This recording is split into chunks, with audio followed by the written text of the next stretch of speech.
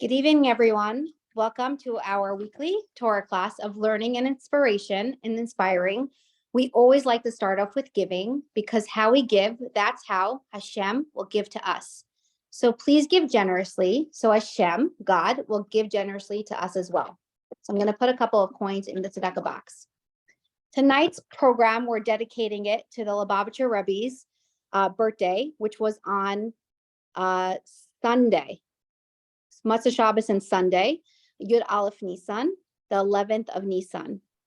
He inspired so many. In fact, in the White House puts out yearly a beautiful education day in honor of the Lubavitcher Rebbe. So you can check that out. Tonight's also a very special and auspicious night and day. Tomorrow, it is the Tzemach Tzedek, the third Rebbe's, the Lubavitcher Rebbe's yahrzeit, and he's known for many things, but I'm going to share with you two tonight. In the Hayom Yom compiled by the Lubavitcher Rebbe, the 24th of Shvat, if you only knew the Tzemach Tzedek said, the power of verses of Tehillim and their effect in the highest heavens, you would recite them constantly. Know that the chapters of Tehillim shatters all barriers and ascends higher and still higher without any interference. They prostrate themselves in supplications before the matter of all worlds, and they affect and accomplish with kindness and compassion. So ladies, the next time you pray and recite Tehillim, just remember your words are not in vain, and it's really doing a lot for you and your family. So please say it generously so you can also see the beauty of the words that you say. Tonight, we are also going to share a poem with you that my niece put it on her status today, Esty Minkowitz, Esty Mink. And I was so inspired that I reached out to her and I asked her if I can share this with all of you. She didn't merit to see the Rebbe with her own eyes. She's in 12th grade, and this is what she wrote. Connection is needed. The world is empty. People are lost. Values and expectations are twisted and tampered. Truth. People crave and search for. The Rebbe, our father, leader, and mentor, guides us through this thick black universe. He's not only the light at the end of the tunnel, but rather the light that leads us through it. His perception on life is so individual and unrelated to the world's outlook. It's unique and so much deeper. His positivity healed and give solutions like no other. Having this perception and training our minds to think this way will bring greater and deeper happiness into one's life. I'm grateful for your teachings every day. I love you, Rebbe. I thought that was very beautiful. So thank you for letting me share that. Tonight, we're going to be dedicating this class in merit of a few people's refuah shalema, Miriam Bas Ina Peskia Cheved, Devorah Leah Bas Yafa Liba, Sarah Bas Ruchama, for good news, Sarah Bas Ruchama Bluma Rivka, for immediate refuah for Razel Bas Hadas, my neighbor, Razi Malamed, who needs prayers. We're also dedicating this class for good news for Gamliel Tzvi Ben Mali Mithilda, and we are dedicating this class, and we're going to mention it a little later, for Devorah Halberstam's son, who was murdered by terrorists on the Brooklyn Bridge. And we must not forget him ever because it's a world tragedy. Aaron Yosef ben Hananya Sinai David, may his holy neshama have the highest aliyah, and may you come back so soon to your family and comfort us all. I would also like to dedicate this class weekly to my dear grandmother, Rivka Dina Bas Yosef Yehuda. I hope you're proud. Tonight, we're going to introduce to you our first speaker, who we are blessed to have with us again tonight, join us, Molly Resnick. If you can please unmute yourself. Good evening. Thank you for having me. Oh, I thought you were going to introduce me. So, good evening. My name is... So I just want to say, I asked Molly to share with us tonight her past, a little bit of her past, so we understand where she came from and where she is today, and her personal encounters with the Rebbe. And may her words inspire you all. And thank you for being here tonight on this very busy time. And we're doing this for the Rebbe, so thank you. Thank you for having me. I was told that a picture is worth 1,000 words, but since I don't have pictures, so imagine me standing next to Sophia Loren, next to Gregory Peck, next to President Carter, next to Pele, next to Muhammad Ali, and I was a producer for NBC News with the only interview segment that there was at the time. There was the Today Show and my show. And I was off the boat from Israel. I left the land of milk and honey to come to the land of gold and money and seek my fortune. And I landed this amazing position. And what I did for a living was I had to go to Broadway and to the opera and to the ballet. And I had to find a person that we would interview. And it was just an amazing life. But part of that was missing something fundamental. Like one day you are nursing and you are the saint of saints. The next day you're nursing and you are like an animal, because who nurses? So there seemed to be nothing that was fundamentally, essentially the truth. And I decided I'm going to take a leave of absence and I'm going to seek for the truth around the world. I started from New York, Panama, Peru, Machu Picchu, Rio de Janeiro. There I met a Chabad girl who was 10 years younger than me, who totally inspired me and made me light candles, which for me was voodoo, but I did it. And then I found the meaning for life. I found that God created the world, chose the Jewish people to be his representatives, and that I was lucky enough to be one of those royal women that I so admired. I wanted to be like Diana or like Grace Kelly or like Jackie Onassis, but I realized we Jewish women, we are it. And so I'm going to tell you two things that I remember very clearly from my meeting with the Rebbe, because what happened was that I was very fortunate and I decided that these young religious girls have it right and we don't. Meaning what? They're born, they go and get educated, then they get their hormones going, and then they get married, and then they start a career. But they get married first. I was dying to get married, and I didn't know how to admit it. I wouldn't admit it. But suddenly I saw these girls so proud. Yes, of course I want to get married. I said, they're smart, and you're not. So I announced I'm never going out again except for the purpose of marriage. And my first shidduch, my first man that I went out to get married became my husband. He was the Rebbe's doctor, Dr. Lawrence Resnick, Larry Resnick, may he rest in peace.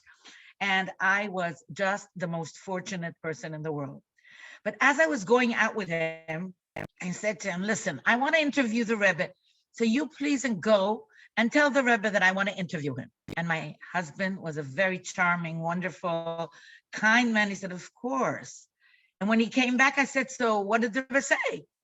He said to me that he hopes that the next time he sees me, he can wish me a mazel tov. I said, a mazel tov? To you, but not to me. I decided I'm writing a letter to the Rebbe. I wrote the Rebbe a letter. I want to see you. I want to meet with you. And the Rebbe responded in the following manner.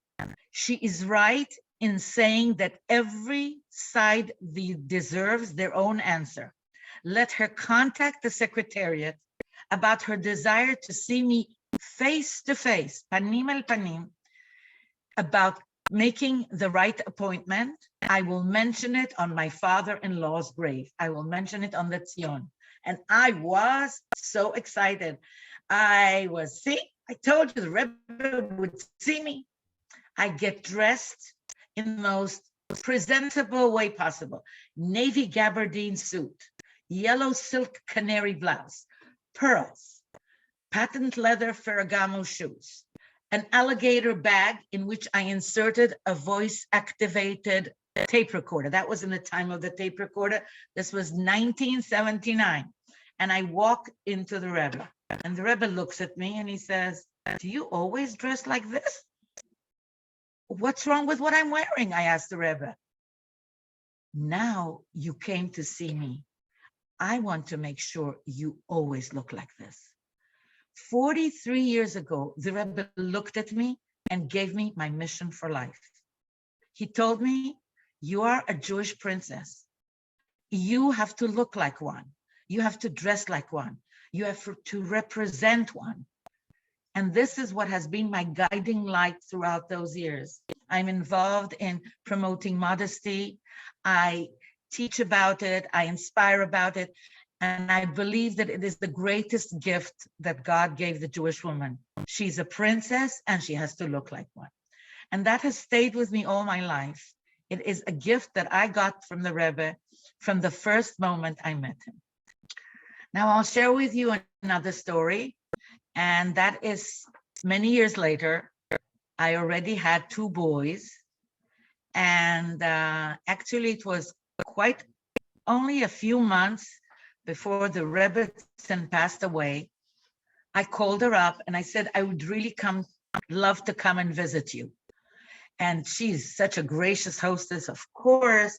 It was during the holiday of Sukkot. And I took my 2 boys and we went into the house, of course, the Rebbe's house. And she had the table laid out like a queen. She was such a queen. And she was asking about the boys and talking to them. And it was so, so, so special to be there. And then out of the blue, she says to me, "You know, my husband will never be able to thank your husband for everything he has done for him." My husband, your husband, equalizing. She's the queen, the queen of the Rebbe, and she's equalizing us. "My husband will never be able to thank your husband."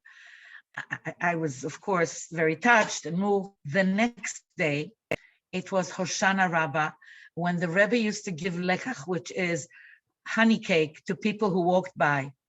And I walked by the Rebbe, and the Rebbe said to me, "Thank you for visiting my wife. You made her very happy." And then somebody told me, "But don't you remember? He said she was very impressed with you." I said, "No, I don't remember, but I'm so happy to hear that." But can you imagine? You visit the king and the queen, and what do? They make you feel like you are important. You are the leader. That is what the Rebbe did to all of us. He made us leaders. He made us know that we can inspire anyone. If you know an Aleph and somebody doesn't know the Aleph, teach them the Aleph. And that is what I got from that meeting them both and realizing that noblesse oblige, nobility obligates. It obligates you to be a giving person, an endowing person. And this was the greatest gift that I got from them. I don't know if I've spoken enough, but this is what I have prepared for you. And if you want to ask me another question, I'm willing to answer. Thank you very much, Chaya. Thank you, Molly, for sharing. Sometimes less is more. And you shared 2 amazing stories. And the Rebbe was basically giving you direction for life, that when you go out, and he was giving you a message, but you're sharing it with us. So we should know that we should always look our best, our very, very best. We're ladies and we should look like a lady, and we should feel good about ourselves. And I thought that was a very beautiful story to share. The Rebbe was so into details, and he really cared about every single person. And he saw every person for who they were, and he looked at everyone like a diamond, and he saw everyone's potential.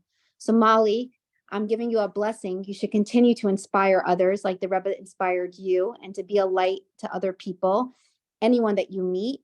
And you should be blessed with everything in your life, for you and your family, with revealed good.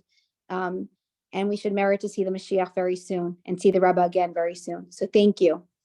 Thank How you lucky very much. and how A lucky are you? kosher and a freilichen Pesach to all of us. Thank you. And how lucky are you that you got to meet the Rebbe in person and also his queen, his Rebbetzin. That's a beautiful story. Never heard it. Thank you. Thank you. I'm going to now introduce with you our next guest speaker, Olivia Schwartz, who I was blessed to meet in California, Florida, when I was there by her daughter's, by a Shabbat table, and her daughter and her son and daughter-in-law was there. And when I met her, I said, I heard so much about you, and it was love at first sight.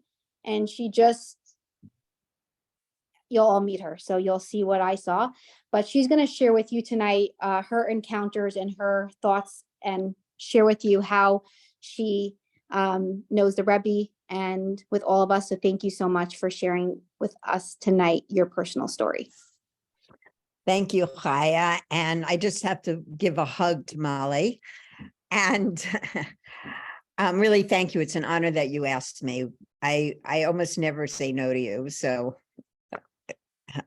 but thank you. So I want to just give a small bit of background, because Chaya honored me by having me speak a while ago when I told my whole entire story. But I want to just speak a little around the first time that I had the privilege and the honor to meet the Rebbe.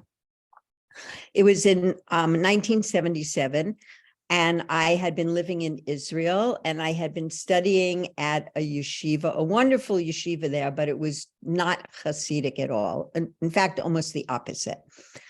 And I had come to Judaism from, I was born obviously Jewish. I was raised Reform. I went on a spiritual search. I lived in India for 3 years and Nepal for half a year. And from there, I had a teacher who sent me to Israel. So that's the background. When I got to Israel, I reluctantly committed myself to Judaism, even though I did not feel the inspiration. I did not feel the joy. I felt a responsibility and a burden in a certain sense that I was born Jewish. If I'm a spiritual person, there are no accidents, and I have to live as a Jew. And I lived in the old city of Jerusalem. I studied at a wonderful yeshiva, really, but in my heart, there was a heaviness about living a Jewish life. And I was going to New York to visit. My parents lived in New York, and I had a dear friend who lived in Crown Heights, who I had met in Israel, who had also been in India, and tried to beg me to come and learn Chassidus. So I was going to spend a Shabbos with her, and the head of my yeshiva was the brother of Mrs. Sybil Gitlin. And he said to me, when you go to New York, make sure you meet my sister.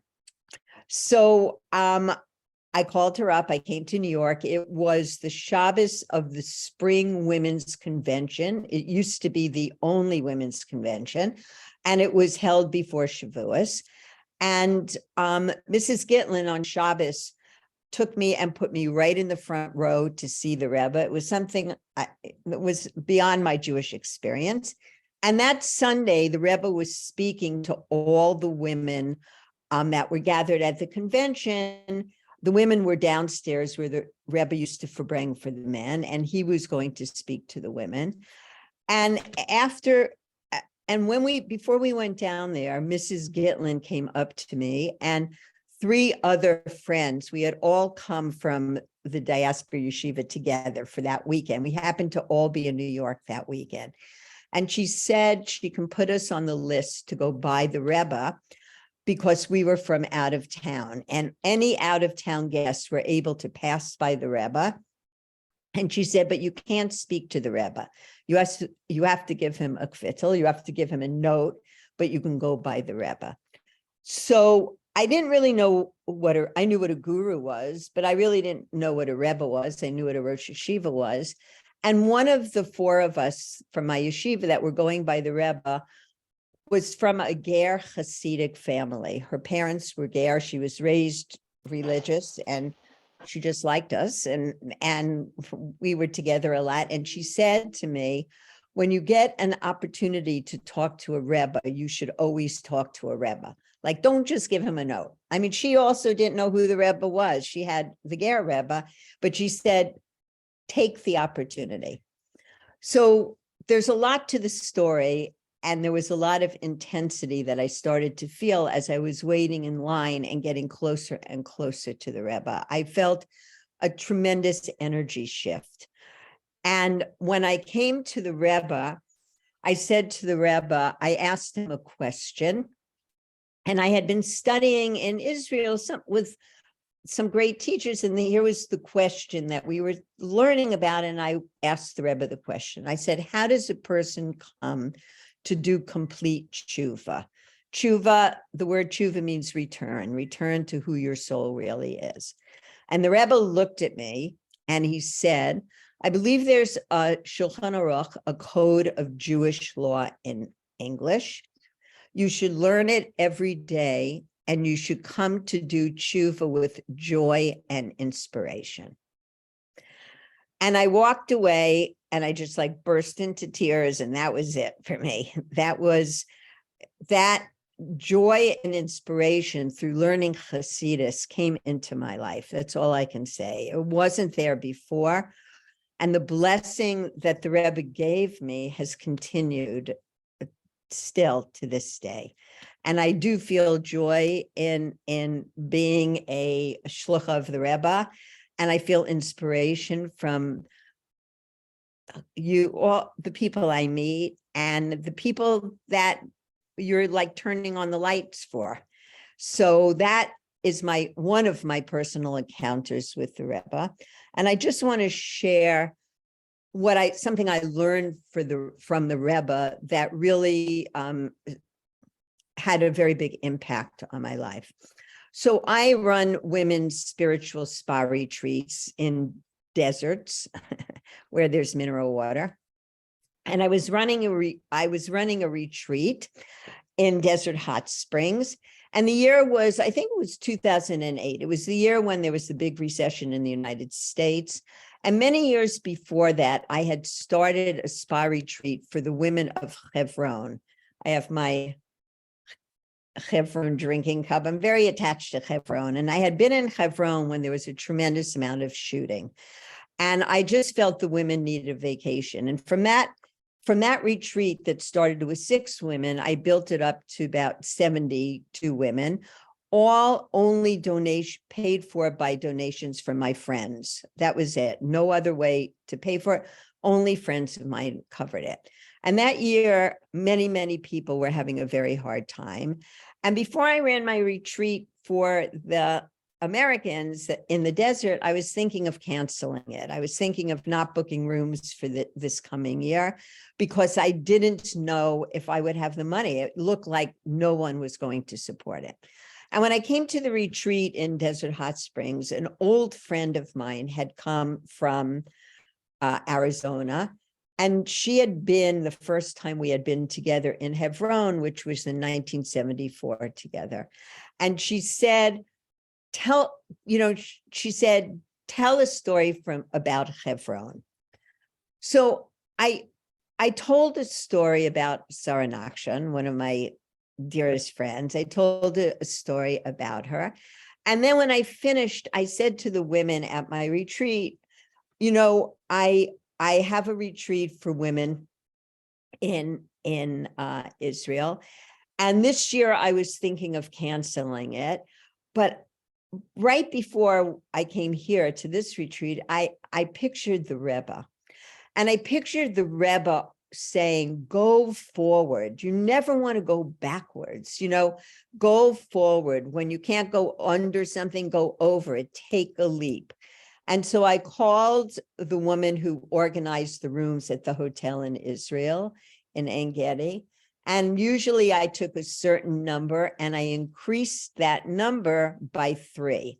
So instead of taking my normal amount of rooms, I actually added 3 more rooms, which meant that 12 more women could come without having any funding, with all my major people saying to me, I can't help you this year.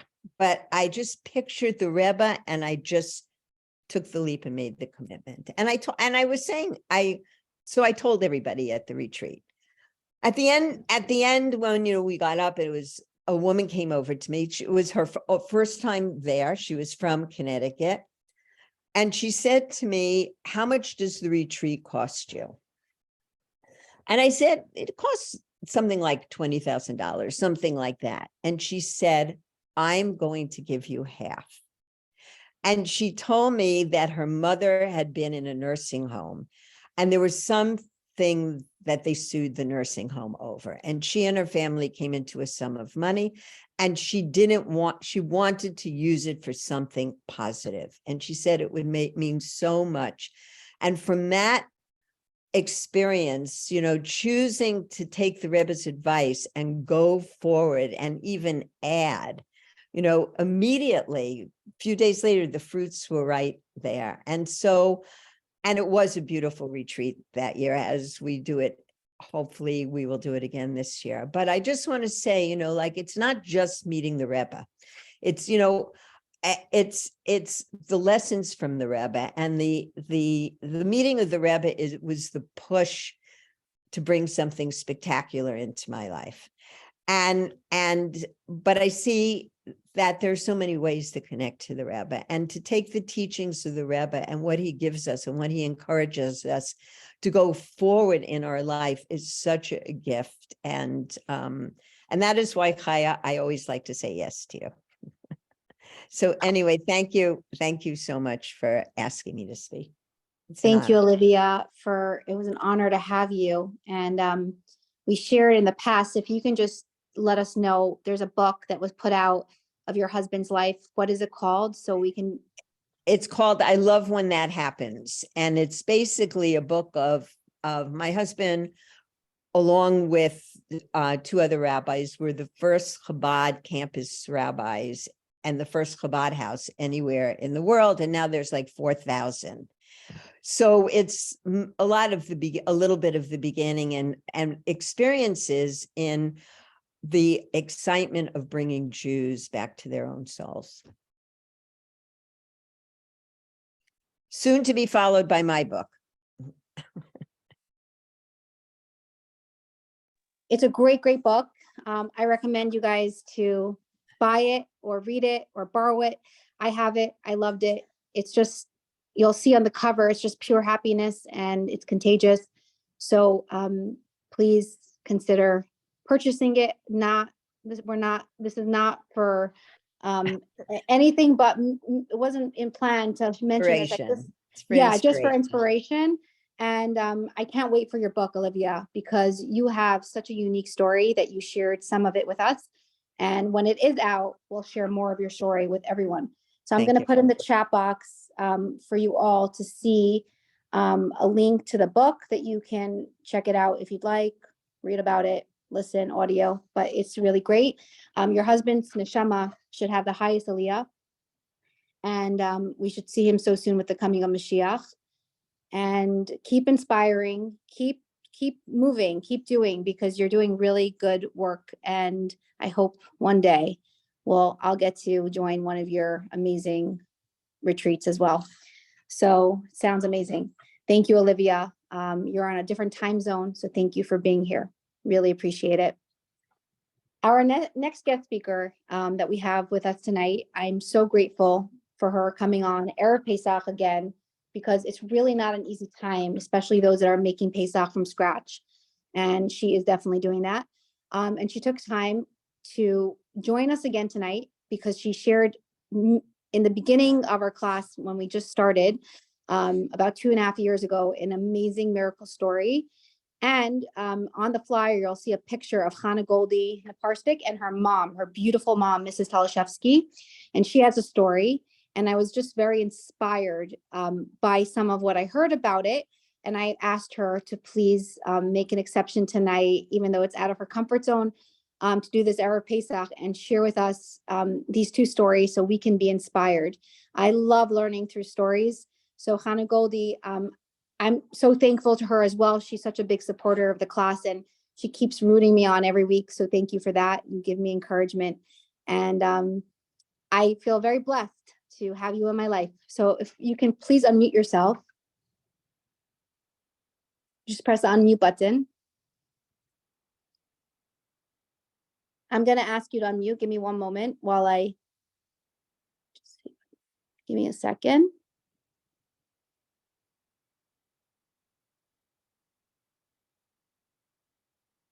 Okay. Now you hear me? Yes. Okay. So Welcome. this wasn't much notice, but I'm going to do my best. I'm first going to share the story about my parents. That was a story like one in a million. My mother and father had gotten married, and my father had got married, and my father had already had a position in Pittsburgh where he was a very big chazan. Before he got married, he already had the position, and he was doing very well. And he came to New York, and he met my mom, and they got married, and my mom agreed to live in Pittsburgh and to move there, as hard as it was for her, because she only had one sibling, and her sister and herself were very close to the parents. But my mom moved with my father to Pittsburgh, where they had a beautiful shul. My father was a cantor in a big shul, and my mother was a teacher, and she loved teaching, and she was doing great. They got married in June. Now, in a few months passed by, and it was Yud Shvat, and my father wanted to go to the Fabringen, and my mom supported me, said, yeah, you go to the Fabringen, and I'll be here because I have a big important day tomorrow in teaching. I can't go with you, but I support that you go. My father traveled, he got to the Fabringen, and the Rebbe said at the end of the Fabringen that whoever came in for the Fabringen can go into Yechidus. So my father reached out to my mom, and he said, he'll only have Yechidus tomorrow morning. Is it okay if he stays over? And she said, for sure. So the next day, my father had the chos of going into the Yechidus. And when he came into Yechidus, the Rebbe told him that he wants him to go home to Pittsburgh and tell my mother immediately the two of them are leaving Pittsburgh in the middle of the night, right away, and not to take anything with them. You must leave Pittsburgh immediately. My father was so shocked, he didn't even know what to respond. He was like, the Rebbe says, Nasa v'nishma, and there's nothing to it. The Rebbe said, you must leave Pittsburgh right away, not take anything, and go. And the Rebbe said, what if we don't make it before Shabbos to New York? Because those times, it wasn't like just catch a plane and go. It was driving, it was traveling. And the Rebbe said, you will stop over in a hotel or a motel and then continue after Shabbos, but you must leave right away. So obviously my parents, my mother laughed. She said it was Thursday night, and they had a very big Shabbos. My father was a cantor in the shul and had a very big bar mitzvah coming up, and he was hired to sing. And my mother, the pots were on the fire. There were things cooking. Just leave and take nothing with you. My mother said she just closed the fish and grabbed that. They should have something. She had no idea where they were going to go and left everything else as is. Just as they were dressed, they walked out of the house with nothing and had no idea where they were heading and what was going to be in their life. So my father came back and they left. Okay. They came to New York. And the Rebbe had said that my mom should come to Yechidus on Sunday at 2:00. My mother was so nervous, she was shaking. She comes to 770, it's 2:00. She knocks on the door, she comes into the Rebbe, and she tells the Rebbe, I only have one question. What will I tell my parents? She was very worried about her parents. She didn't ask like why or when or where, just what should I tell my parents?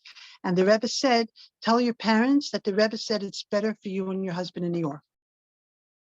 And so she said, okay. And, she accepted. And the Rebbe spoke to her a little bit more. And then the Chiddush was over and she went home and she told her parents that they moved back to New York and they had no money. They had no apartment. They had nothing. So my father went to his parents and his parents said, you could stay by us until you find an apartment. But their apartment was 2 by 2. And my mom and my father and my mother slept on their kitchen floor for 6 months on a pillow and a blanket in the corner. And that was their home for 6 months till they were able to get themselves together and find their own apartment. Mesiras Nefesh was unbelievable. I don't have to tell you, the accommodations don't sound too great. my mother got a teaching job, and my father was a cantor and had a shul and everything. He found the shul and he was in a good position. Come Sunday, my mother, I'm sorry, I said that. Okay, now, after that, so my parents were trying to always figure out, now later on in their years after, they were trying to figure out what was this all about? What was this Chassidus, a special encounter with the Rebbe, and just leave, just drop everything. But we see always later that the Rebbe foresaw that my parents brought up beautiful families and beautiful grandchildren, great-grandchildren. So many of them are shluchim of the Rebbe, spreading Yiddishkeit all over the world. And the nachas and the payback, no questions asked. Everything was for the good, and the Rebbe foresaw that this was the right thing for them. That was a story my mom was going to tell and asked me to do it for her. So can I just share one thing? Firstly, that's a beautiful story. I just want to say the reason why I was very pushy about you sharing a story about your mom and dad is because I personally love your mother. She's so cute and amazing and kind, and she's a first cousin to my Zaidi. And every time she sees me at a simcha or on the street, she has a good word to say, and she always is full of compliments, and she makes you feel so important and loved. And I'm so grateful to her, and Hashem should bless her that she should live till Mashiach, and with Mashiach healthy, and she should be strong. And I'm looking forward to meeting her and greeting her very soon on Kingston Avenue again, and I hope to visit her soon. She's really, really a special woman, and we can learn so much from your mom that at the end of the day, it's really, you don't have to do much to make a difference. You could just be kind and nice and set a good example. And that is who your mother is. She's kind and she's nice and she's wonderful. And she just has so many beautiful things to share with others. So I want to give a bracha that she should be healthy and just keep having her in your life, and Mashiach should come very, very soon so you can see your father with us. We saw someone reached out to me privately and said that today in one of the Rebbe's videos that went viral, your dad was a chazan, and there was a song of him singing Sheyabana Beis HaMikdash in 770. Are you familiar with that, Hani? No? No. Have you ever heard your dad singing that? Of course, but not like. Okay, so we're gonna pull it up on the screen in a few minutes after the next story, so you can hear it, which is so interesting how We heard him sing so many times. The Rebbe asked him so many times to sing the song. And your particular thing, what you're asking me about that time, I don't know which time it was. So it was today that it was shared. Someone on the class reached out to me to share it. So I reached out to our dear friend that's sharing tonight on the screen. She's putting it up. She's getting it ready. So after your talk, we're going to hear your dad, if that's okay with you, permission from you. Sure. To hear him singing his beautiful voice, Sheyabana Beis HaMikdash, which is very appropriate for now because we all need Mashiach. So I asked you to share your personal story with us because it was, when I heard it, it was just the most inspiring story where we really saw the Rebbe's hand and blessings in your life. So I'd love to hear it and share it with everyone again.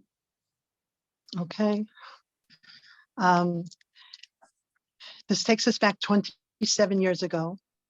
On a one fine day, I really was not feeling well, and I couldn't imagine what was wrong with me. Tishrei was just over, and I had a lot of people, strangers and guests who brought more guests and said, can we bring more? And I said, sure.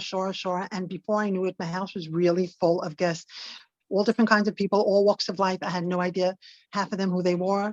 Tried to make them feel all at home, welcome them in. And we had beautiful meals on Tishrei. I don't have to tell you, it's a busy month. And everything was fine and good. And then after Tishrei was over and I was truly exhausted, I just started to feel not myself, like something was wrong, but I couldn't even pinpoint to the doctor what was hurting me, what was wrong with me. I didn't know, but I knew something was off. And I said, oh, I must be so exhausted from Tishrei. I really worked hard. Maybe I should just, rest for a day or two and stop everything. but nothing really helped and nothing was making me feel better. And then I started to get concerned. So I went to the doctor and I said, maybe take a blood test, maybe see, because I know myself and I'm just not feeling right.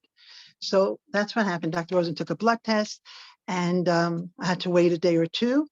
And I'll never forget, 7:30 in the morning, a day after that, the phone rings. And it's Dr. Rosen. And he says, Chana, the blood test came back and there's definitely something going on. I'm just not sure what it is, but there's definitely something off. And I want you to come in and see me. So I went into Dr. Rosen and he was telling me, it could be a bad flu. It could be just a bad virus. We don't know, but there's something off. So let's see in the next few days how you feel and we'll judge from that. Anyway, as the few days went by, I was just feeling really tired and really knocked out. And I literally could not get up from bed and I didn't know what to do. And Dr. Rosen took another blood test, a different kind, and he told me that he'll have an answer for the next day or so. 7:30 morning, next day I get a phone call. Chana, I need to see you. So I said, okay, I will be coming in. I didn't know how. I had zero strength. I couldn't even get out of bed. I was so weak and I couldn't understand what was going on. Anyway, I went into the office. We had a visit. He explained me that, he's between a few things that it can be, but hopefully in a day or two will show clear in my blood. Something is brewing, but he wasn't sure what. So we left it at that. I went home and 2 days later, again, 7:30 in the morning, I get a phone call and I'm like, Dr. Rosen. And he goes, Chana, we have a problem.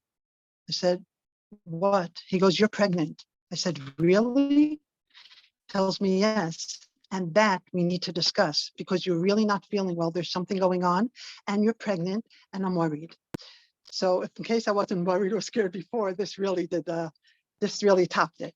So I went to the office and he explained, he goes, Chana, listen, it's very early in your pregnancy and we should really think about this because I'm not so sure it's safe to go ahead with it.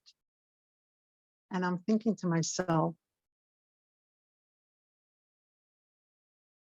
it's not even an option. I'm going to go ahead with it. I'm thinking to myself, if Hashem gave it, thoughts were going through my mind, but I couldn't imagine, I couldn't even comprehend what he was telling me, that we need to figure things out. It's still very early. Anyway, more time passed and I really wasn't feeling well. And then I got really nervous because Tishrei, I had a lot of people in my house. And what if someone caught the bug? I didn't even know what it was. But I got a phone call and he said, the tests show that you have hepatitis, but not hepatitis A, hepatitis B, which is worse.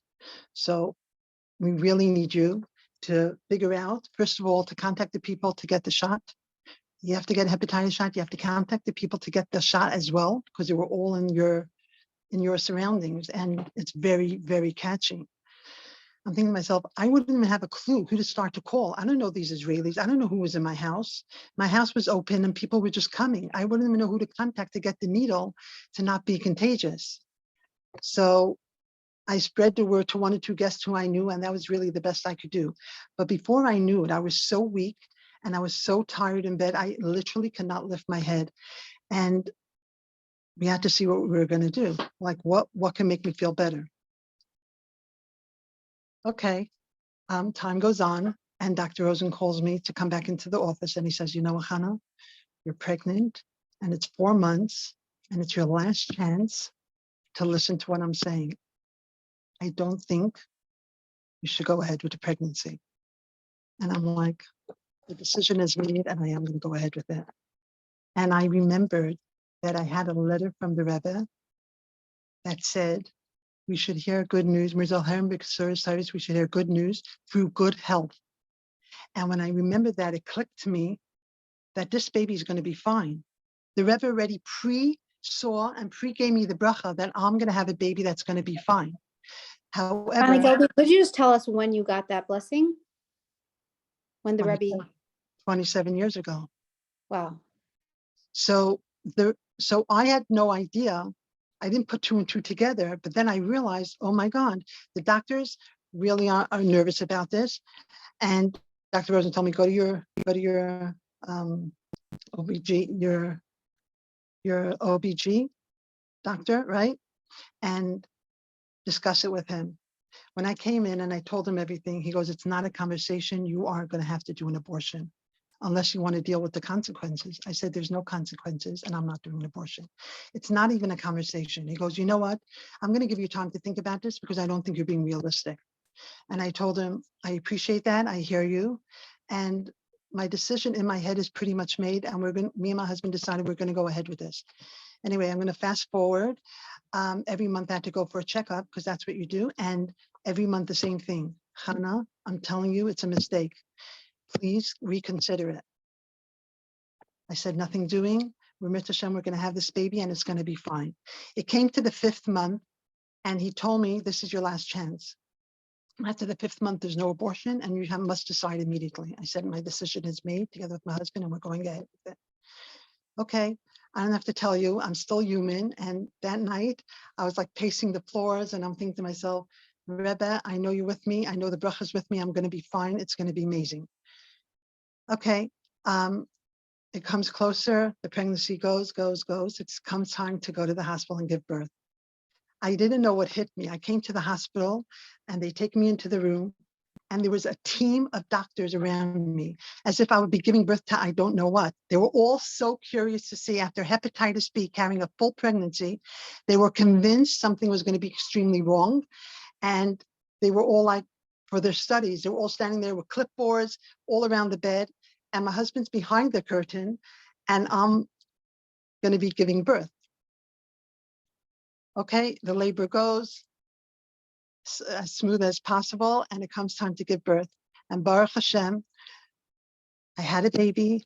And when the baby came out, the scream that I gave and the looks on the doctors' faces, you should have, I wish I could have videoed their expressions, all of them. I gave birth to the most beautiful, healthy, 11-pound girl that came out so perfectly uncreased, so beautiful that I gave such a scream. What a mushka. I didn't even know, I heard them say a girl, I didn't even think. I just said, what a mushka. She was such a beautiful mush, clear skin, big baby, almost 11 pounds. And the doctors just stood there stunned. I'll never forget the silence in the room could have screamed louder than noise. It was so powerful. They all just stood there in awe to see this most gorgeous, beautiful baby that I just gave birth to. And all I could say is the Rebbe's brachas. When you believe and you know that the Rebbe's brachas, the Rebbe gave me a bracha, I was going to have a healthy, beautiful baby. And not only had a healthy, beautiful baby, but the real healthy, beautiful baby. Oversized, beautiful. And the doctors were like, we got to tell you. We see you go with the Rebbe. They're not Lubavitch, but they're Jewish doctors. And they said, you go with the Rebbe. We see what you mean. Because I kept saying, I'm going to listen to the Rebbe. I'm going to listen to the Rebbe. I'm going to have a healthy baby. And everything worked out so beautiful. And Baruch Hashem, today, my daughter Mushka is married with beautiful kids. They live in Seattle, Washington. And we have lots of nachas. Wow. Thank you for sharing that. Miracles in our times and the power of the Rebbe's blessing, so many years later came into fruition. So whoever is waiting you for, all be without it. Yeah, We're whoever's really waiting for blessings in their life, it should be in a revealed way. Amen. And thank you for sharing. We're going to share the video of the 2 videos at the very end because we're going to introduce our next guest speaker. Thank you so much for sharing again. I want to introduce to you tonight a very dear person and special, does amazing things for our community. She's the co-founder and director of external affairs for the Jewish Children Museum. She's the NYPD Honorary Commissioner of the Community Safety Chair and NYPD Hate Crime Review Panel. But at the end of the day, those are just titles. She's a mother, a proud mother, and may her dear son, who we're dedicating the class to tonight, Aaron Yosef ben Hanania Sinai David, have the highest aliyah, and may we see him so soon with the coming of Mashiach. Tonight, I'm going to introduce to you Devorah Halberstam. Thank you for being here in your busy schedule, getting ready for Pesach and all your everything that you're busy with, and coming onto this class to share the important message that you have with us tonight. So if you can please unmute yourself.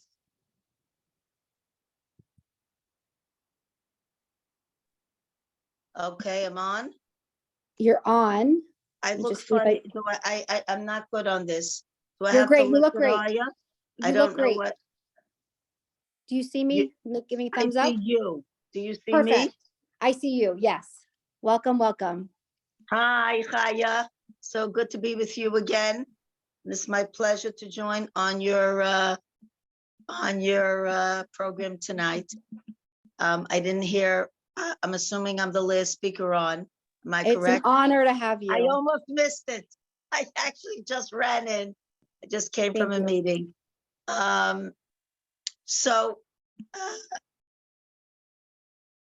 talk to me. What Okay, so you're introducing me, but I'm the yes. last speaker, and So I'm introducing you. You have a very important message to share with us tonight. Your encounters, what the topic is tonight is encounters with the Rebbe, and we want to get inspired tonight, and we also want to know it's Yud Aleph Nisan this week. It's also the Tzemach Tzedek's yard site tonight, and it's a holy, holy night. And we want to inspire all of us. What are we leaving tonight with the Rebbe? What message do you feel he gave to you, gave to the world, really, that inspires you to live the way that you do every day, to inspire?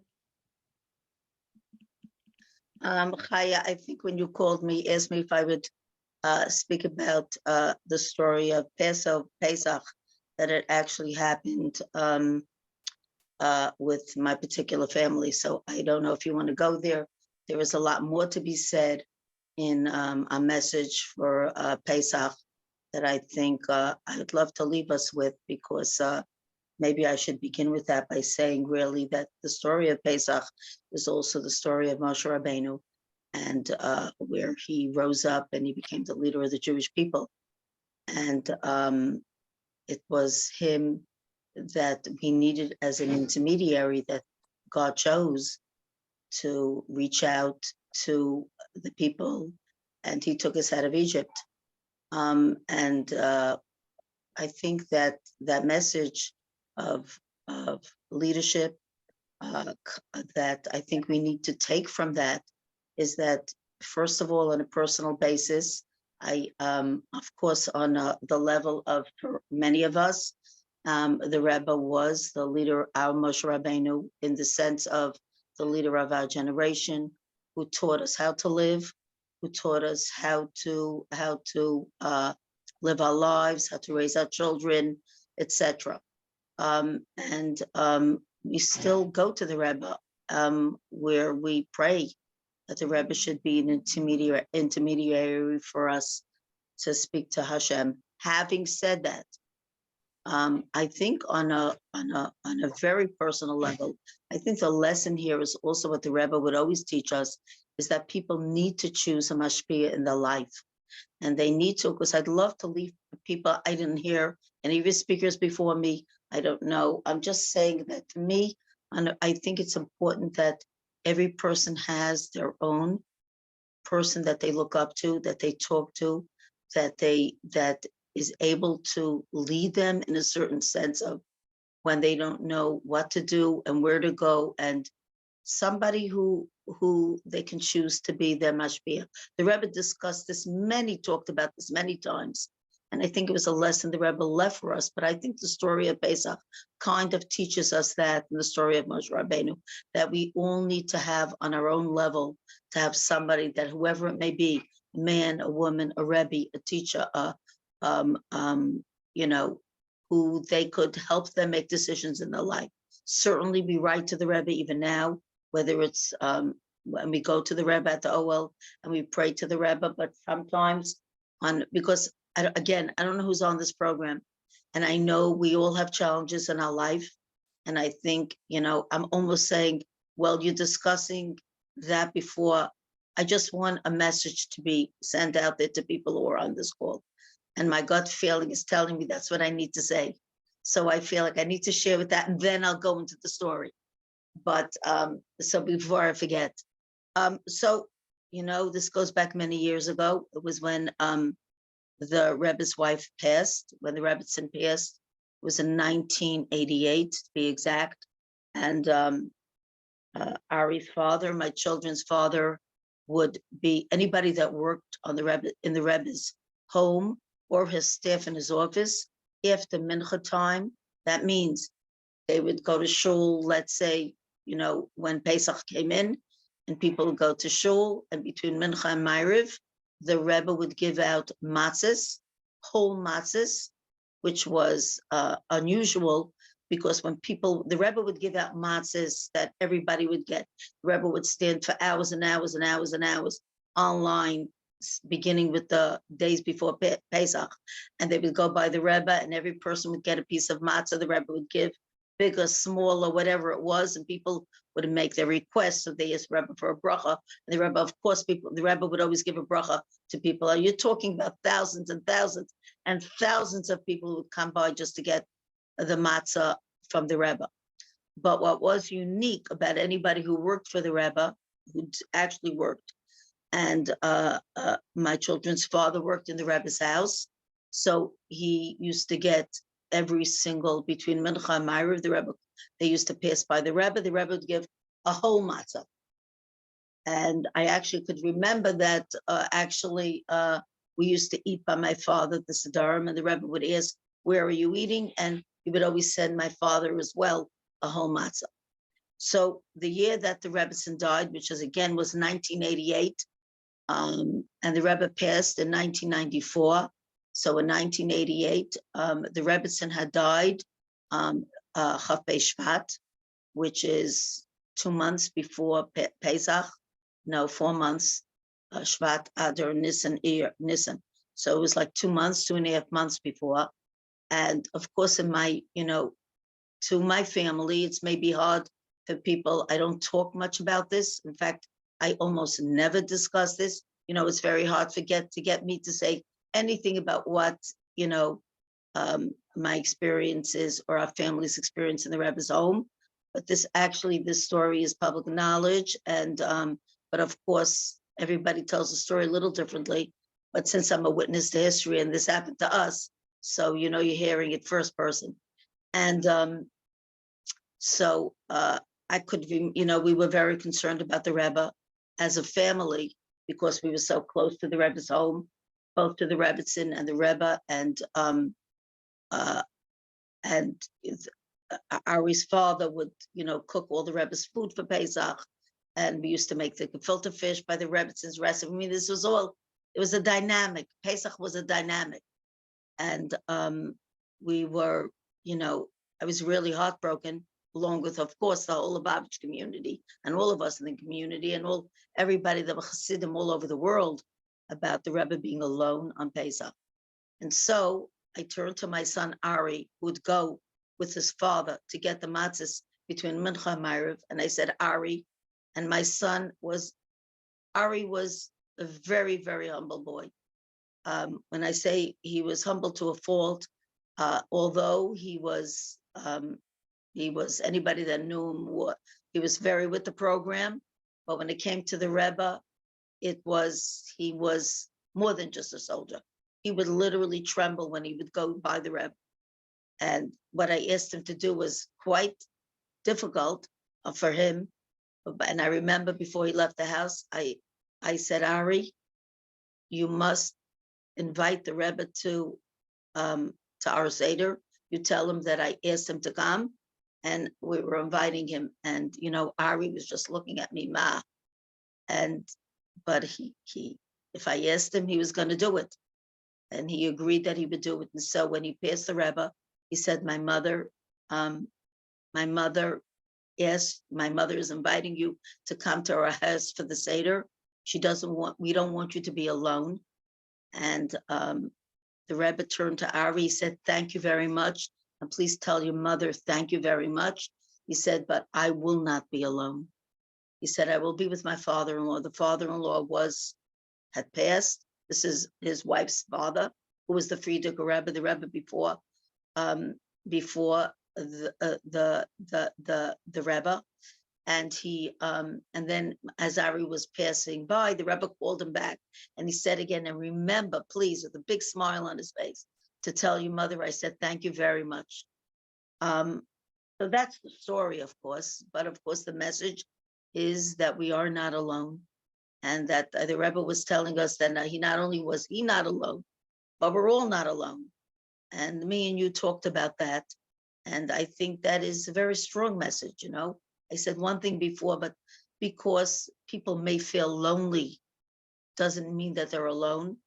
We have each other. And if anything, our history has taught us that we suffer together and we come through together and we survive together in spite of all our challenges and in spite of everything. And it's so interesting because I just came from a meeting with the NYPD right now. And I was speaking to one of my police officers and I was telling him, and he said to me, I don't remember the story of Passover, tell it to me, but I remember it once and I'm telling it to him.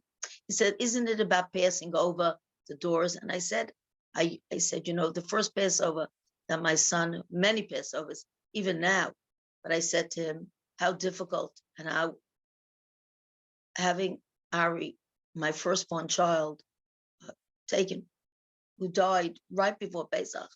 We stood up literally from Shiva before Pesach.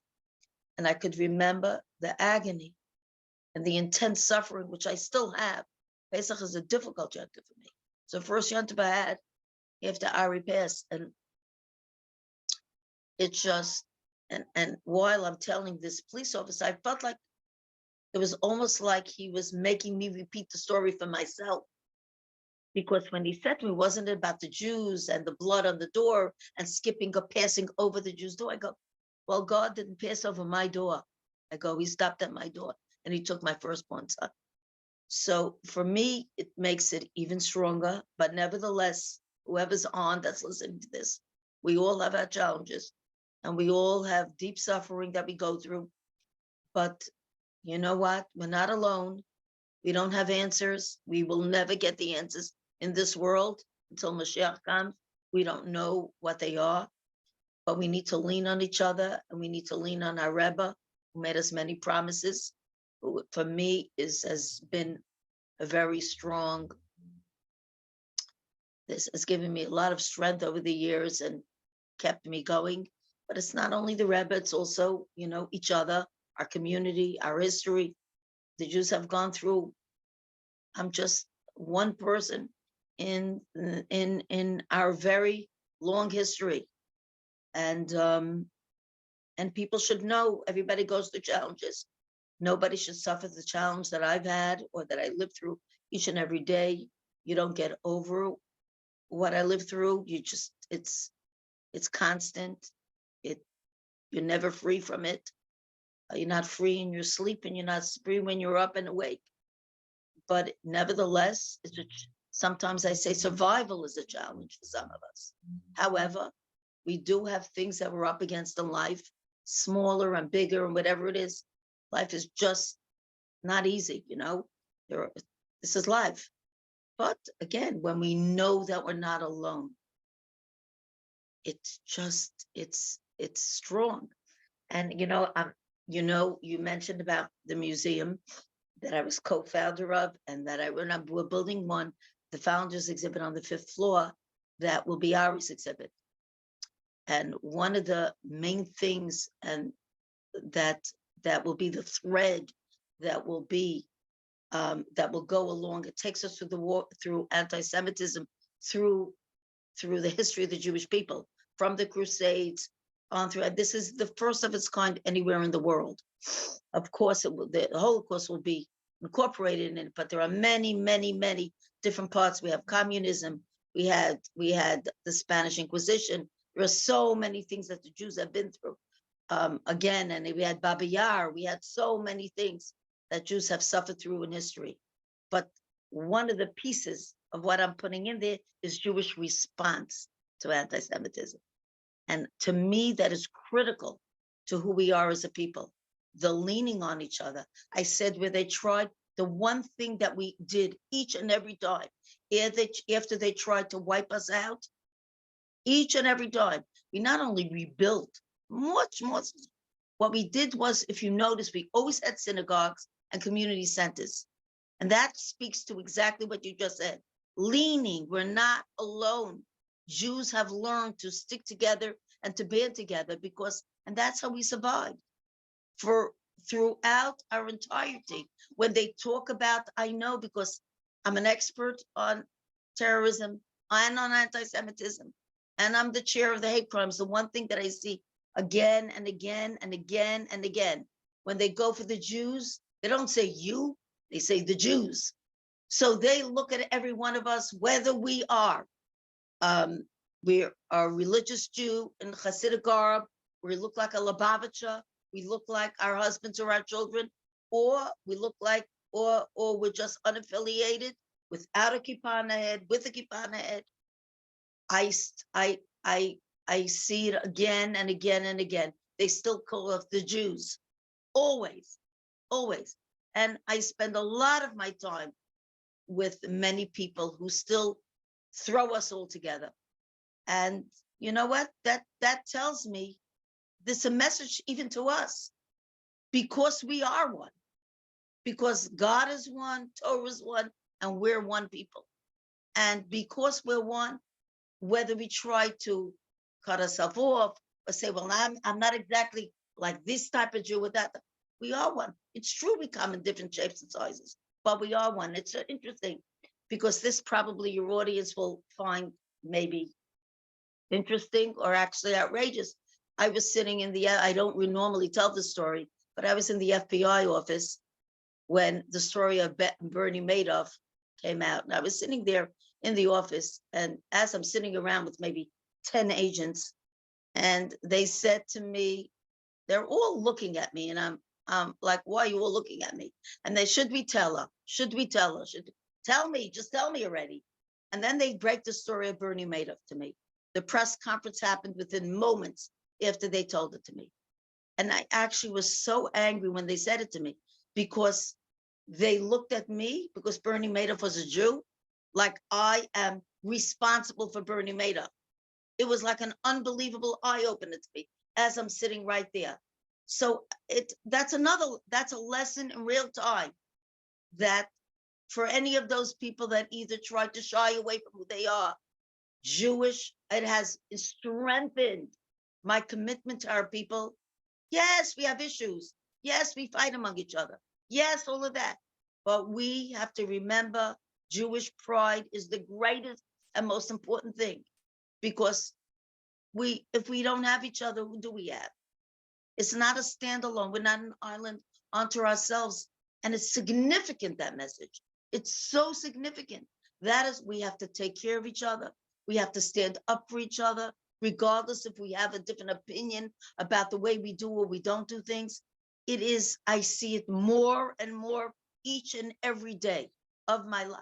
The more people I encounter, the more I understand my responsibility to our people, understand how we are a nucleus, each and all of us together as one. And we have, as one, we have a lot more power, because the power is in numbers. And to quote Hillary Clinton, you go, why are you quoting God?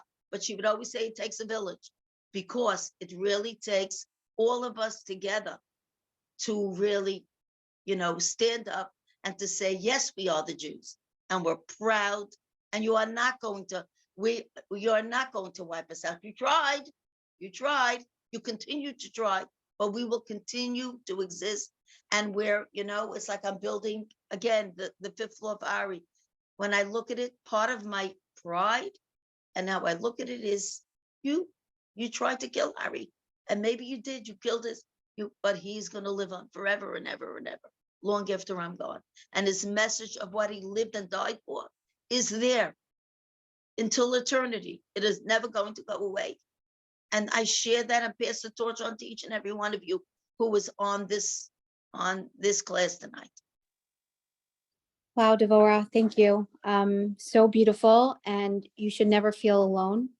And you should always feel Ari's presence with you until Mashiach comes. And the Lubavitcher Rebbe said to Rabbi Gordon, when his grandfather passed away and the family was in mourning, he said to him, he's one step up, he's one flight up.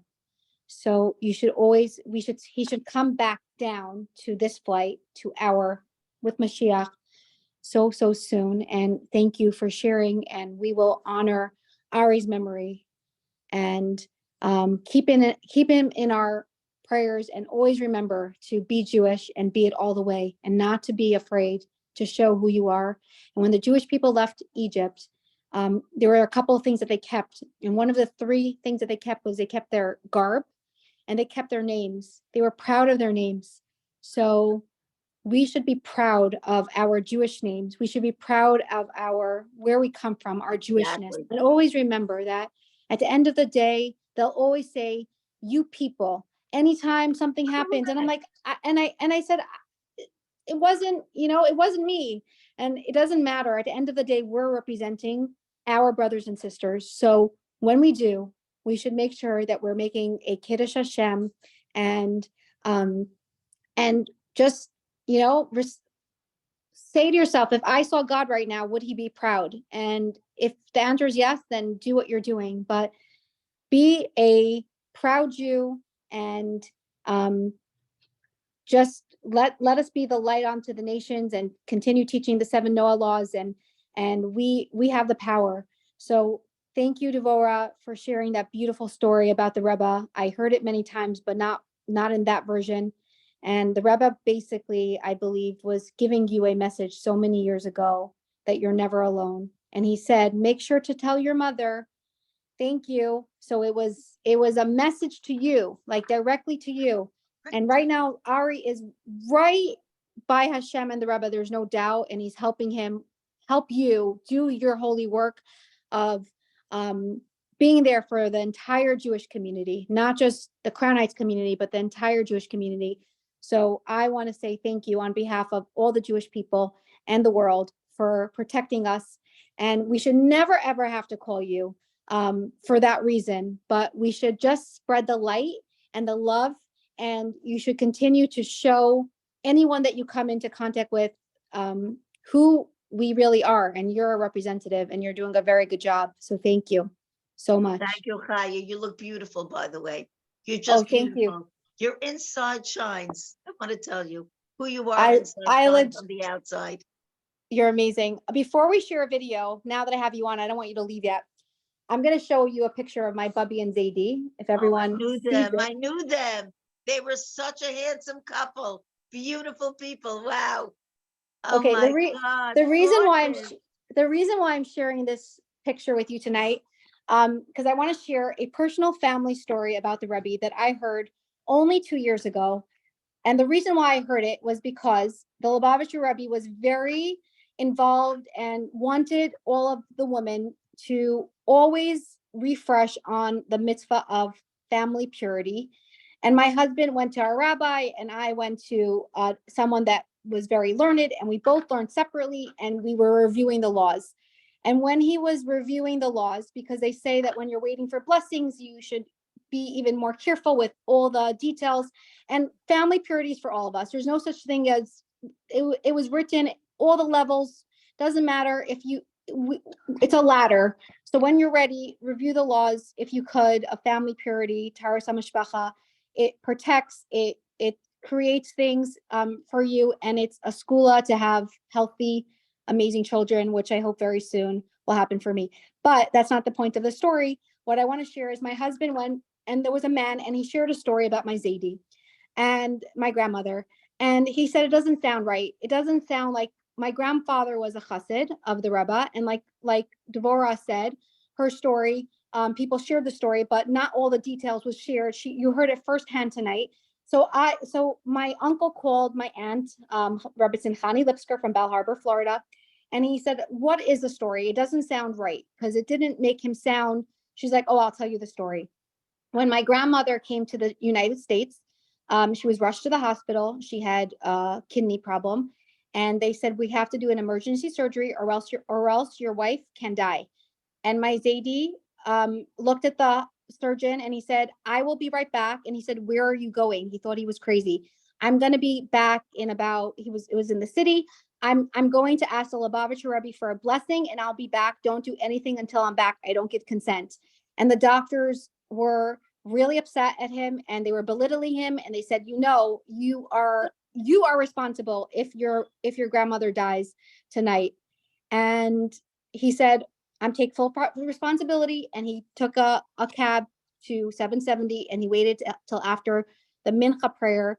And the Rebbe, he saw the Rebbe, and he told him what's going on. In those days, it was much easier to get access to the Rebbe. It was a smaller community, and it was really like he was the grandfather, family. Everyone felt so close to the Rebbe, and you really had access to the Rebbe much more than we did later on in the years. But the Rebbe said to him, no surgery. So my grandfather rushed back into the hospital, and he said in his thick Russian accent, no surgery, no surgery. And Wow. sure enough, the doctor turned to him and he said, how did your rabbi in Brooklyn know what was going on in my screens? There was a mistake that was made. We mixed up the names. There was another woman with the exact same initials as your grandmother, and she needs a surgery, but it's not life-threatening. And we learn a lot from this story. From that story, I learned so much to my life. And that is, what is a chassid? What is a lamplighter? What is your connection to the Rebbe? Now, if you're going to connect to the right source, he could have gone in panic mode and listened to the doctor and said, okay, my wife is going to die, do the surgery.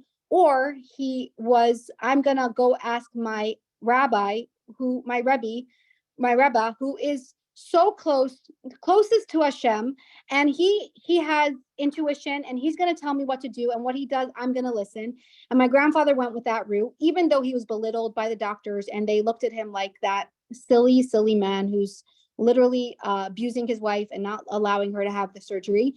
But he went with his gut feeling, and he went directly to the Rebbe to get a blessing. And from that story, I learned the following, that we have a Rebbe.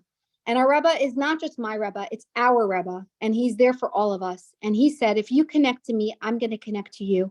So if you come to me, I will be there for you. And he made that promise when he took leadership. And it's such a beautiful story. A chassid is someone that's a lamplighter, someone who's connected to the Rebbe. And that's what the Rebbe said. When you wake up in the morning and you want to better yourself and inspire people around you, you are called my chassid. So I'm proud to say my grandfather was a real chassid of the Lubavitcher Rebbe, and I'm so thankful for hearing that story. It wasn't a story known to Beautiful many story. many of our family, but that is what a chassid is. A chassid is someone that listens to their Rebbe, and the Rebbe really is there for us.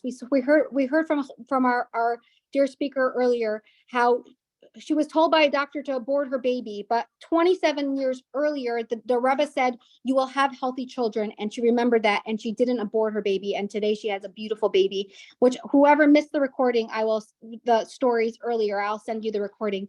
Wow. But it was such a powerful lesson for me. And I only got that beautiful story was because my husband reviewed the laws of family purity. Now, if anybody would like to review the laws of family purity, the Rebbe was very into that. Please contact me and we'll make a private class for that, so we can honor and you can see the blessings in your personal life. And you should have all the blessings in all your relationships that you have. And those who are waiting for blessings in your life, anything that's a spouse, for your loved one to come back with Mashiach, if it's having children, money, anything that your heart desires, health, Hashem should grant you with that. It's Pesach Dayenu, and Pesach is the time that the Rebbe really encouraged people to eat shmur matzah. Shmur matzah is healing. So I'm going to tell you a really fast story before we share the recording. Last year, I had to go to the doctor for something. My numbers were off with something, and I went to this doctor in Queens, and I wasn't sure if he was the right shliach at the time. And I remember right before I went, it was literally right before Pesach. I believe it was on Yud Aleph Nisan. The mitzvah tanks were out that day. And I said to the Rebbe, show me why I'm doing this. And right before I had a thought, I went and picked up a box of shmur matzah. I'm like, let's see if he'll take it. I put it in a nice bag, and I got to the doctor's office. And on the way, I said, show me a sign, Rebbe. And I saw in Queens, the mitzvah tanks playing like songs, beautiful melodies and a gunim. And I'm like, hey, that's a sign. I should give him this matzah. It's really not like me to go and give a stranger matzah. So I got into the doctor's office and I said to him, I know this is a very random question. Have you ever met the Lubavitcher Rebbe? And he said, I did. I was once at a farbrengen with the Rebbe. I said, wow, I'm giving you this matzah because it says, the Rebbe said, even 2 days, you eat it, it's the food of healing. And he took it and a little light went on his eyes. He wasn't a doctor that wore kippah, doesn't consider himself a practicing Jew, but he took the matzah and smiled and it touched him.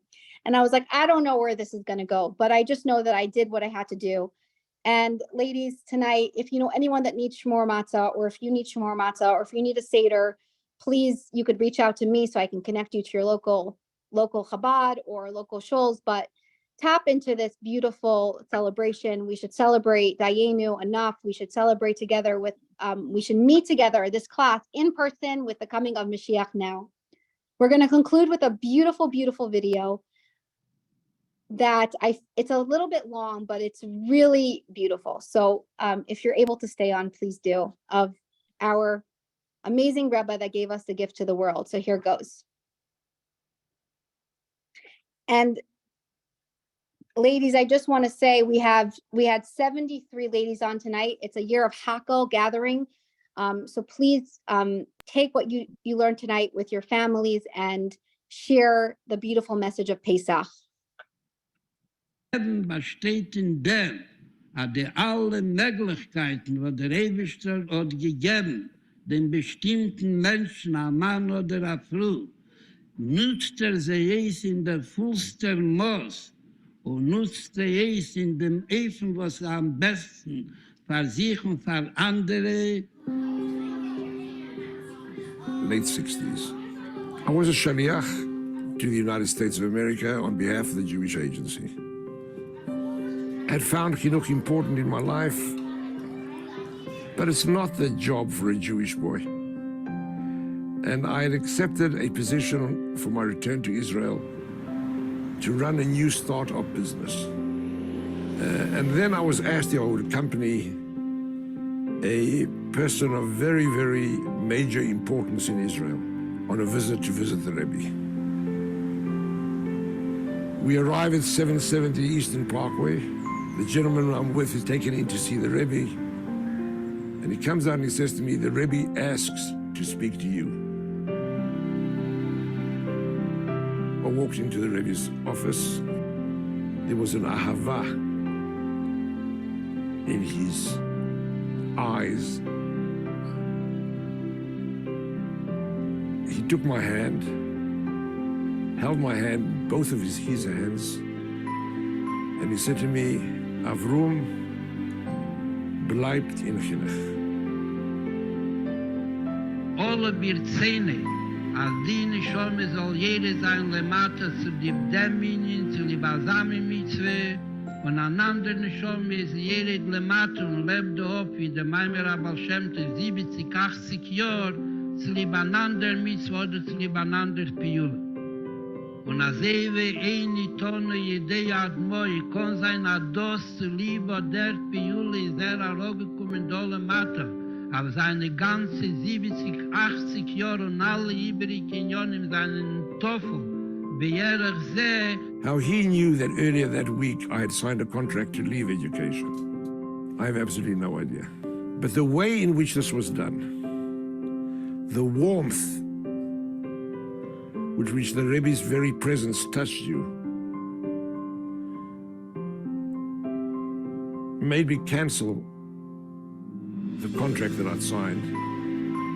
And I've since then spent an additional 45 years working in Jewish education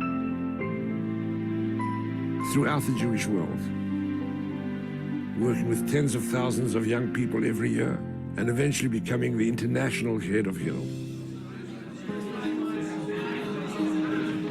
I was 14 going on 15. I wrote to the Rebbe that I heard a lot of stories about the Alter Rebbe wrote the Shulchan Aruch before he was 20. Shav Shmaitzer wrote the Shav Shmaitzer 18. Rebbe Shulchan Inger said a speech to the public that all the Gdei Hader were amazed at 13. Said even if I learn my best, I'll never get there, so why should I learn? So the Rebbe wrote back, it's explained in Tanya in the beginning of the 4th parak, that Hasogas HaTorah, that what you grasp in Torah, is dependent in the Yecheles Hasagos V'Sherish Nafsh L'mayla, dependent on your soul, where your soul came from. And also explained in Parak Lamed, on the mission of Heveshfal Ruach B'fnei Kol Odom, that you have to be humble in front of every single person. That every single person has his advantage regarding a second person. Jeder hat sich seine Weide. Der ist dort der Weide von Mord auf den Toren. Ich sehe Koch in Mord auf den Toren, dann noch dort der Weide von Talmid Chachom, ich sehe Koch in Avone Beteira. Und in die beide, ich suche im Kloll, mit dort kamen Dargis. Und das zählt auf den Magis Talmid, auf der Besuche Hana vorwärts. Was Bechal ist zwischen den Bomben, wir gewinnen Talmid Harava Magi, größere London von Ev. Okay, du echt, was gesagt hat, mit Kumme, Verbesen, Schelamayla wird nicht monen bei ihm. Was nicht wie der Gorl, wie ein zweiter Gorl, wie ein dritter Gorl, mit monen bei ihm, was nicht so schade. Und das hat gedacht, beim sein Beschlimmes. Und nicht schälisch nicht Mosse von Mori auf den Toren. Oder von der Einheilig Beteira, nicht von der zweiten Heilig Beteira, ich sagte, der monten das nicht. Nicht mehr monten der Pavis, man will Praven Chassodim, nicht, das ist Tachlis Abrischele. Everybody has to fulfill the intention of the Creator for what he was created. Self-understood, this is only said regarding Zirus Vadofe. But every single Jew is obligated in all Taryag mitzvahs, by Talmud Torah, learning Torah, Keneged Kulam. He added that because I might have said to myself, okay, learning is not for me. So. Schade ist hore Zet, als hat nicht den Weg, was zu Eichbru und die Kirche von Aiden, ruft sich auf einen Weg, wo das ist verbunden mit einer speziellen Harmonie, mit einem speziellen Zugang. Der ruft ihm unter eine Arbeit, was sie nicht seine Arbeit, wo demut das, was darf tun, wird nicht tun. At the end of my being president of Neshei Chabad, I said, I can't do this anymore. It's single-handed. I'm tired. I said to the Rebbe, this is the year, and then I'm going to go. And the Rebbe said, why? Why are you letting this go? You're doing such a great function. And I said, I'm tired. It takes all your keach out of you. It takes away from the children. They're home on Sunday. I'm not home on Sunday. There's no one that cooperates with me. I'm doing it single-handedly. I have to find everyone. I have to do it all myself. And I said, I'm tired. I don't want to do it anymore. And the Rebbe said to me, and you're tired, and you don't want to do it anymore. I said, that's right. And he says, what should the Rebbe say? I said, what should the Rebbe say? He said, the Rebbe is tired. No one helps the Rebbe. But the Rebbe continues doing it. I'm not the Rebbe, but you're not doing the job of a Rebbe. You're doing the job that you can do. Der Rebbe hat gegeben, jeder Mensch, Malachas Kamer wie Kamer, jeder Rieden, zusammen mit den Möglichkeiten und den Kirches, was bekommt, gibt mir die Möglichkeit. Soll sie entwickeln in der Fuß der Moos. And the Rebbe said to me, can you continue another year? The Rebbe says to you like that, try to say no. Und darf gedämmert wird sein mit der Hatzloche, worin geht in den Weg, was in der Sommer, was ist zugepasst zu seinem Charakter und zu seinen Möglichkeiten und zu seinen Schlichus, wo der Rebischter hat ihm gegeben. Wow. Thank you for sharing that. So powerful. We all need to remember that at the end of the day, when we go up to Hashem at 120, which we're going to be with Mashiach, they're going to say, did you complete your mission? So remember, we all have a specific mission. No one has the same mission. And we should tap into our gifts and utilize it to the fullest, because there's only one Chaya in this world, and there's only one Fran in this world, and there's only one Olivia in this world, and there's only one Devorah in this world, and there's only, all of you tonight could really bring this. We could all bring Mashiach. Someone came to the Rebbe and said, I want you to light my flame. And he goes, I gave you the match to light your flame. I can't light your flame for you. I gave you everything. And the Rebbe left us with everything. He sweat and tears every day, till midnight, past midnight, middle of the night, anything we needed. People called. He left us messages. So we should all tap into it, and we should light our flame, and we should end this gullus. And we really, in order for Mashiach to come, I believe we're an amazing nation. When there's bad news, we're all there. We try to be there for each other. But at the end of the day, are we there for ourselves? Are we fixing ourselves? Are we fixing what we need to in ourselves to be the best versions of ourselves to help bring Mashiach? And then Mashiach will come. So ladies, let's light our torches, and let's light our neshamas and spread our light, and really tap into what we need to, because we all know what it is, and complete our mission so Mashiach will come. I want to thank everyone on tonight for sharing. And now we're going to hear Hana Goldie, Neparstick's father, share with us a beautiful niggin that was played tonight, that she shared a song with us before we conclude.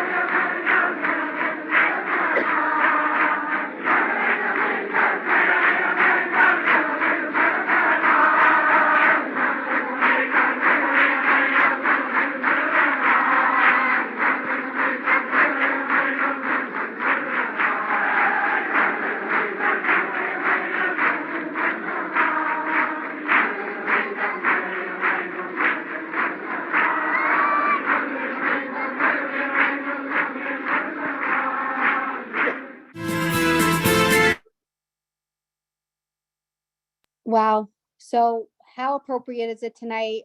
Someone in the class reached out and said that today's daily videos that goes out was playing Hana Goldie Neparstick's father's niggin, and may you hear him again so soon with the coming Mashiach. And I want to publicly thank all those ambassadors that help spread the light of this class.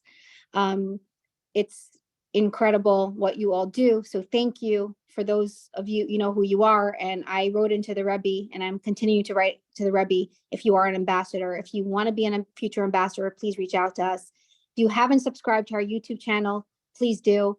And I want to give a big, big thank you to Shane D. Jacobson for helping behind the scenes, doing so much for this class. And I want to give a big thank you to Joelle. Thank you so much for making the beautiful flyers weekly. I'm going to stop the recording now. And if anyone wants to, give me one moment.